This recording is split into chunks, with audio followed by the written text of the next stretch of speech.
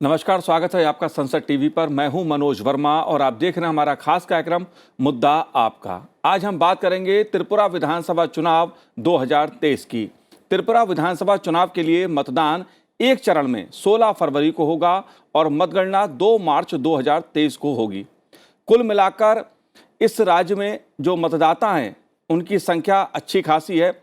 28,13,478 मतदाता हैं जो अपने अधिकार का प्रयोग करेंगे। राज्य में मतदान केंद्र जो बनाए गए हैं उनकी संख्या 3,328 है। स्वतंत्र और निष्पक्ष चुनाव के लिए सुरक्षा बलों का उपयोग किया गया है, सख्ती की गई है। पूर्वोत्तर राज्य में सुरक्षा व्यवस्था कड़ी कर दी गई है। साल 2018 में हुए त्रिपुरा विधानसभा चुनाव में भारतीय जनता पार्टी ने अपने दम पर बहुमत हासिल किया था। विप्लव देव कुमार के नेतृत्व में सरकार बनी, लेकिन मई 2022 में बीजेपी ने आईपीएफटी से गठबंधन कर लिया। इसके बाद माणिक साह को मुख्यमंत्री बनाया गया। 2018 चुनाव में भाजपा को 60 में से 35 सीटें मिली थीं।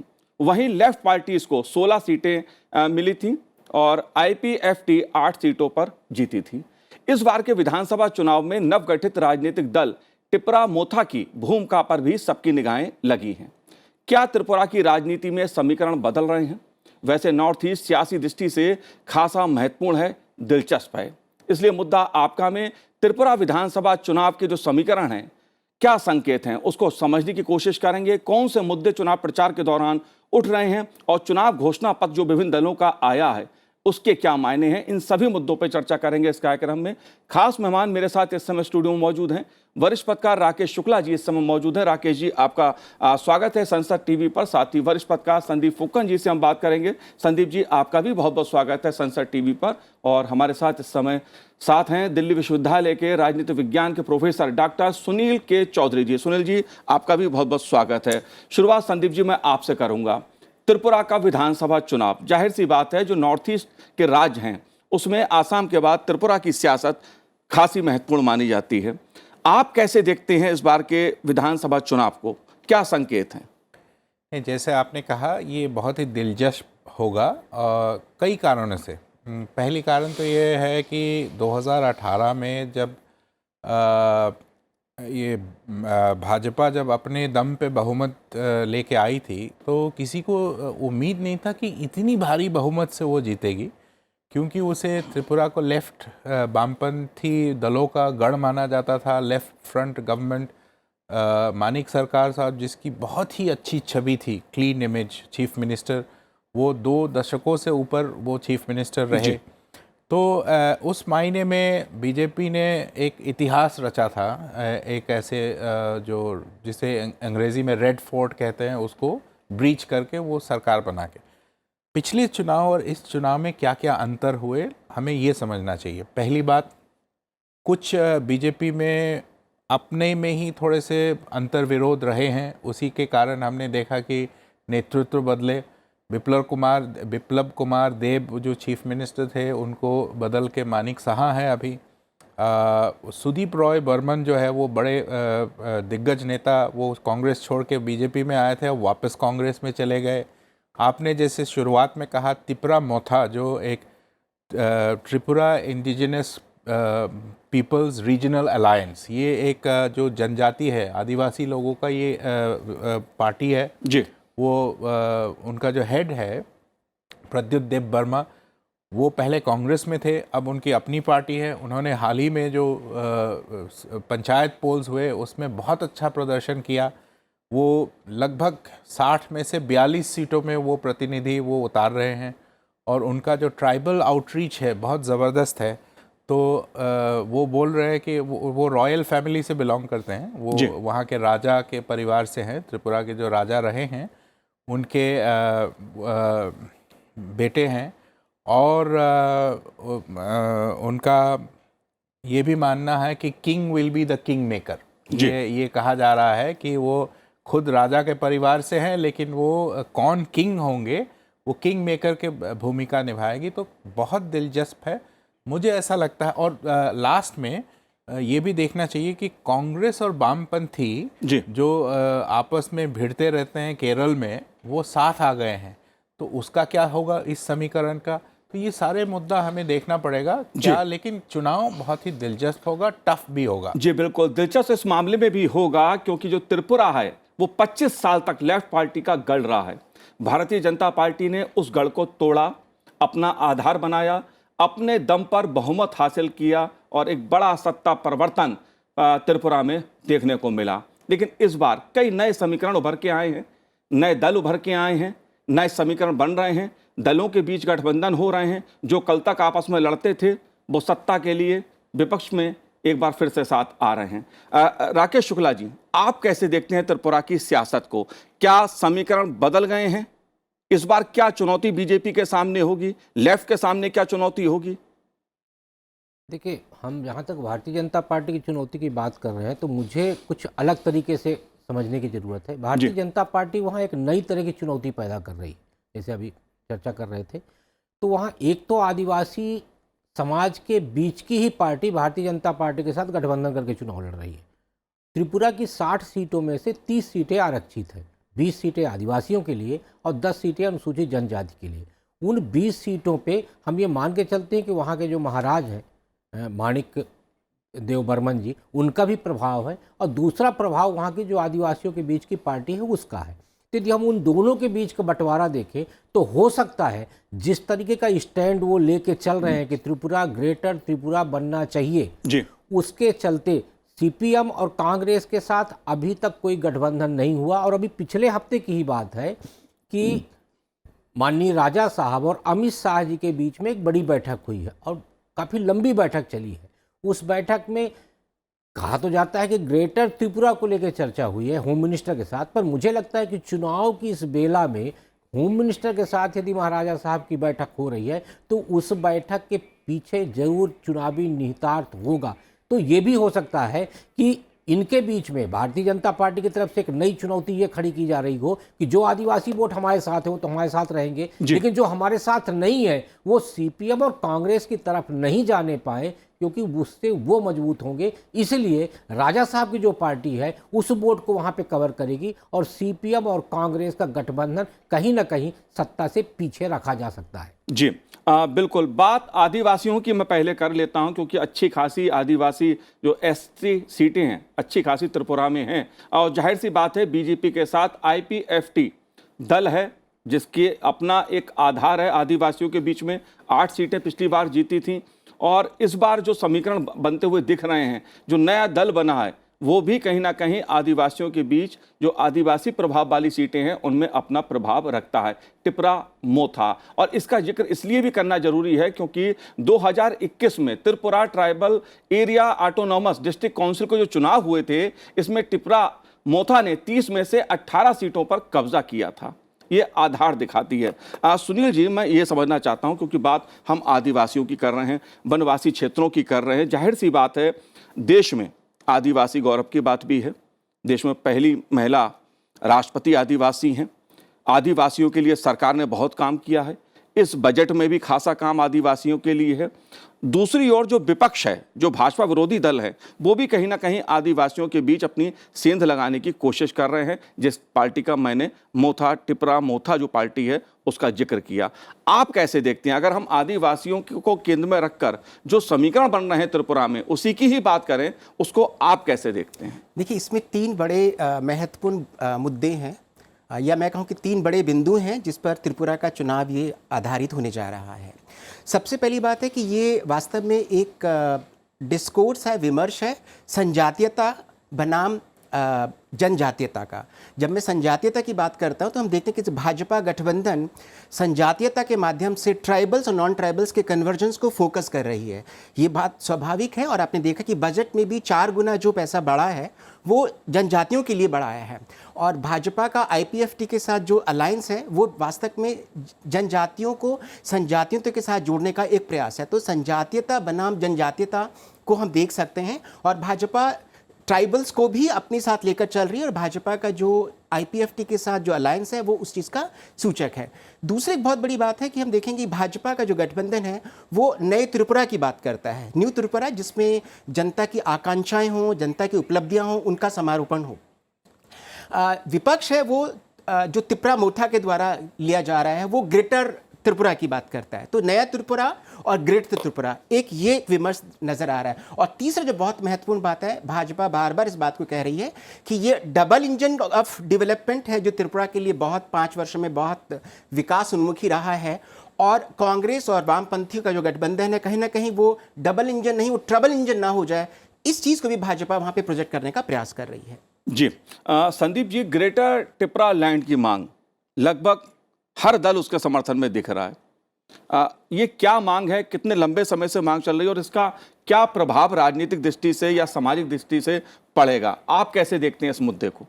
देखिए, वहाँ क्या है कि त्रिपुरा में एक थोड़ी सी, मैं विभाजन तो नहीं बोलूँगा, थोड़ी सी टेंशन रहती है जो वहाँ के इंडिजिनस आदिवासी लोग हैं और जो नॉन इंडिजिनस लोग हैं, जो सेटलर्स है, वो जैसे कि आपको पता है त्रिपुरा बिल्कुल बांग्लादेश से सटा हुआ है।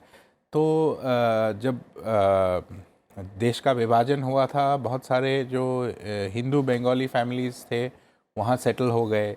बाद में 71 के बाद भी जब बांग्लादेश क्रिएट हुआ था, वहाँ उस दौरान भी लोग आके वहाँ सेटल हो गए। और लगभग जो है वहाँ बंगाली बोली जाती है, लेकिन उनका जो एक इंडिजिनस आदिवासियों का एक अपना लैंग्वेज है, अपना हिस्ट्री है, अपना कल्चर है। जो लैंग्वेज है कोक बोरोक लगभग ख़त्म होते जा रहा है।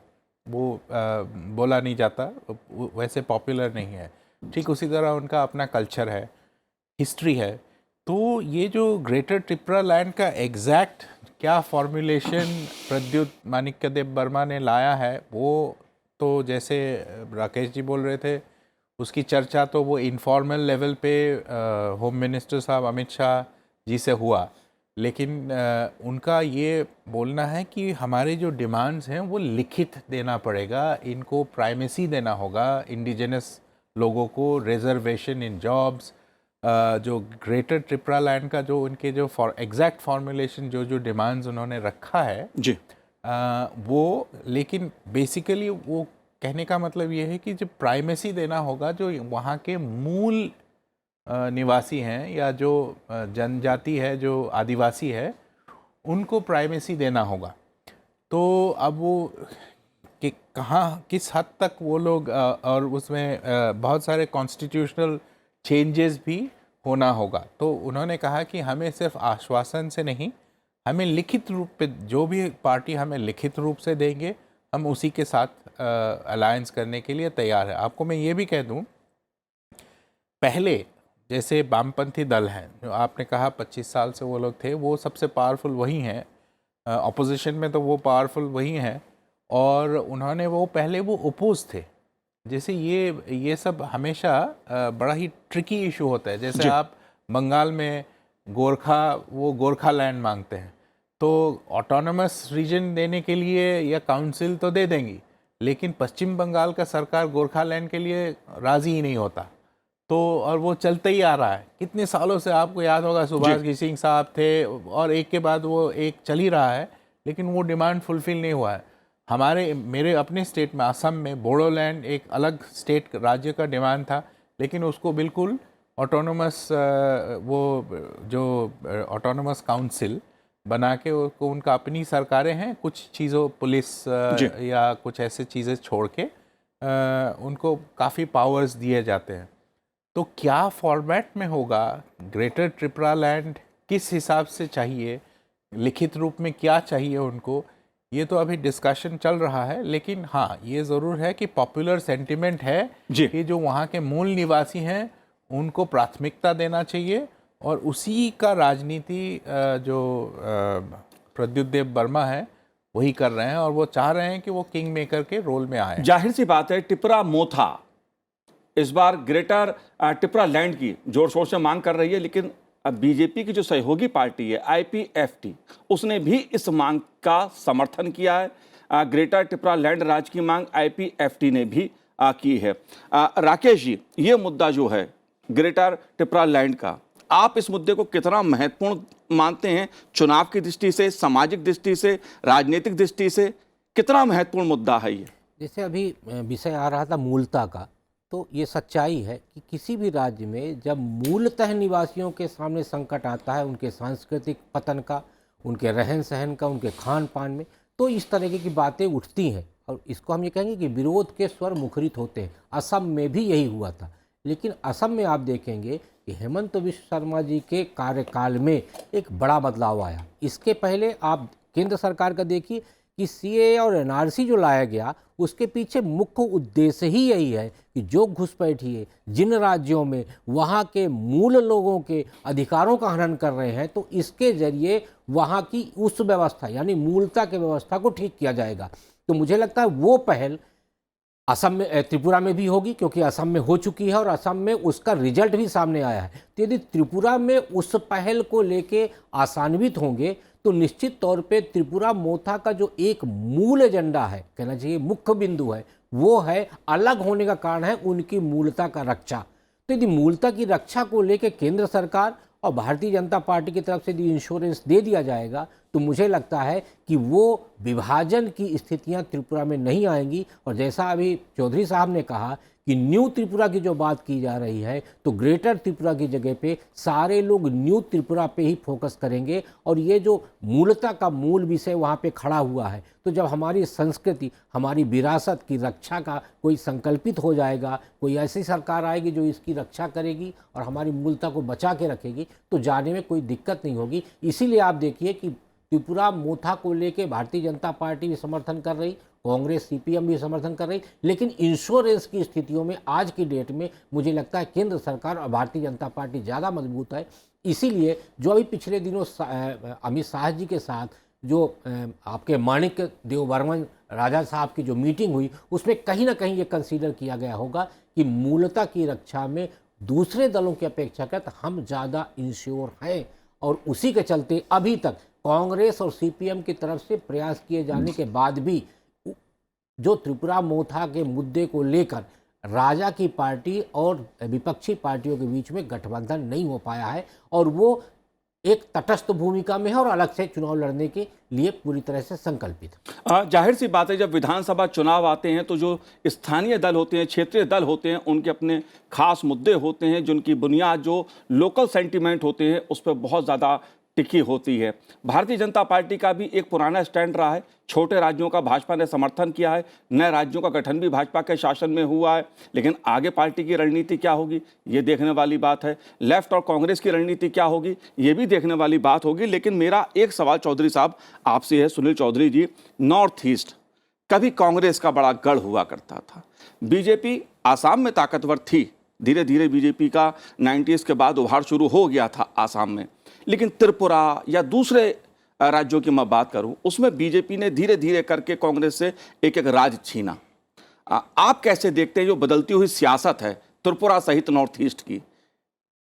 देखिए, मैं ये नहीं कहूँगा कि भाजपा ने कांग्रेस का राज छीना। मैं ये ज़रूर कहूँगा कि भारतीय जनता पार्टी ने क्षेत्रीय दलों की अस्मिता को संरक्षित रखकर ही अपने आप को सुदृढ़ करने का प्रयास किया। तो हम कह सकते हैं कि अगर पूर्वोत्तर राज्य के बारे में लॉर्ड क्लाइव हमेशा कहा करते थे कि पूर्वोत्तर राज्य से ही केंद्र अर्थात दिल्ली का रास्ता आता है, और 2019 का जो चुनाव था उसमें हमने देखा कि उन 25 सीटों में भाजपा को बहुत अच्छी बढ़त मिली। और अगर अभी भी 8 राज्यों को देखें, 8 सिस्टर स्टेट्स हैं इस वक्त नॉर्थ ईस्ट में, पूर्वोत्तर राज्यों में, उनमें से 6 राज्यों में अभी भाजपा की सरकारें रहीं गठबंधन के रूप में, या स्वयं भाजपा की अपनी सरकार रही। तो कहीं ना कहीं जो स्थानीय मुद्दे हैं और राष्ट्रीय मुद्दे हैं उनका समावेशन हमने भाजपा के कार्यकाल में देखा। और जब हम राष्ट्रीयता की बात करते हैं तो क्षेत्रीय अस्मिता की भी बात करते हैं, तो भाजपा एक ऐसे दल के रूप में उभरा है पूर्वोत्तर राज्यों में जिन्होंने उस क्षेत्रीय अस्मिता को भी स्वीकारा है, बल्कि ना केवल हम कहते हैं स्वीकार्यता भी रही है, उसकी सम्मान्यता भी बढ़ी है। तो यही कारण है कि भाजपा का जो एक्सेप्टेंस है वो वहाँ पर उन पूर्वोत्तर राज्यों में बहुत अच्छा रहा है। और तीसरी बात, भाजपा ने वहाँ पर अपना एकल प्रभुत्व स्थापित करने का प्रयास नहीं किया है, भाजपा ने गठबंधन की राजनीति को वहाँ पर प्रमोट करने का प्रयास किया है। इसलिए बड़े ब्रदर के रूप में ही सही भाजपा और जितने भी वहाँ पर क्षेत्रीय दल हैं, चाहे वो मेघालय को हम देखें, नागालैंड को देखें जहाँ चुनाव होने के लिए जा रहा है, या फिर त्रिपुरा को हम देखें, तो आईपीएफटी के साथ जो गठबंधन है वो वास्तव में उस समावेशन का ही प्रतीक नजर आता है। जी संदीप जी, ये सवाल यहाँ पर इसलिए उठता है कि बीजेपी के लिए किसी समय त्रिपुरा एक चुनौती होता था, सपना होता था। 25 साल के लेफ्ट के शासन को तोड़ा, सत्ता हासिल की, आप इस बदलाव को कैसे देखते हैं? क्योंकि नॉर्थ ईस्ट में कभी यह माना जाता था आसाम के बाद कि बीजेपी के लिए वहाँ गठबंधन राजनीति कितनी सहज होगी, क्योंकि आमतौर पे कांग्रेस जो अपना वहाँ पर प्रभाव रखती थी कई राज्यों में। आप इस बदलाव को कैसे देखते हैं और त्रिपुरा क्यों महत्वपूर्ण है बीजेपी के लिए आसाम के बाद? देखिए, इसमें दो चीज़ें हैं। जहाँ तक क्षेत्रीय दलों का गठबंधन है बीजेपी के साथ, उसका एक बड़ा ही आसान एक्सप्लेनेशन है। ये दरअसल ये बहुत ही छोटी राज्य होते हैं, तो इनको सीधा सीधा वो जो सेंटर है, सेंट्रल फंडिंग, सेंटर का असिस्टेंस, सेंट्रल कोऑपरेशन चाहिए होता है। तो आप देखिए, चाहे कोई भी राज्य, मतलब कोई भी वो हो, सेंटर में ये हमेशा से रहा है, चाहे अरुणाचल हो या नागालैंड हो। पहले जब कांग्रेस केंद्र शासन में थे, ज़्यादातर यही सब दल वो कांग्रेस के भी अलायंस पार्टनर रहा। और उसके बाद जब केंद्र में शासन बदल गया तो कई दलें वापस, या तो वो खुद विभाजन होके एक अलग शाखा बन के वो बीजेपी के साथ आ गए जी, या जैसे वो एनडीडीपी है नागालैंड में, वो नागा पीपल्स फ्रंट एनपीएफ से आया हुआ है। और एनपीएफ भी अलायंस में थे, पहले कांग्रेस के साथ, फिर बीजेपी के साथ, अब एनडीपीपी है, रियो साहब। तो कहने का मतलब ये है कि जो छोटे राज्य हैं वो सेंटर पे निर्भर होते हैं, डिपेंडेंट होते हैं। इसीलिए जो केंद्र में शासन करते हैं, आम तौर पे ये देखा जाता है कि उनके साथ सेम पेज में रहते हैं, अलायंस करते हैं जी। एक बात ये रही। दूसरी कि त्रिपुरा क्यों इतना इम्पोर्टेंट है? त्रिपुरा इसलिए भी इम्पोर्टेंट है, देखिए त्रिपुरा ही नहीं, जैसे चौधरी साहब बोल रहे थे, ये मैं बिल्कुल सहमत हूँ सुनील जी से कि ये भाजपा के लिए एक बहुत ही बड़ा इम्पॉर्टेंट क्षेत्र है नॉर्थ ईस्ट, इसलिए क्योंकि जो एक छवि थी कि कांग्रेस एकमात्र पैन इंडियन पार्टी है, लेकिन बीजेपी जो है वो साउथ में नहीं है, बीजेपी जो है सिर्फ हिंदी बेल्ट में है और हिंदू मेजॉरिटी जो पॉपुलेशन है उनको अपील करती है, ऐसा नहीं है।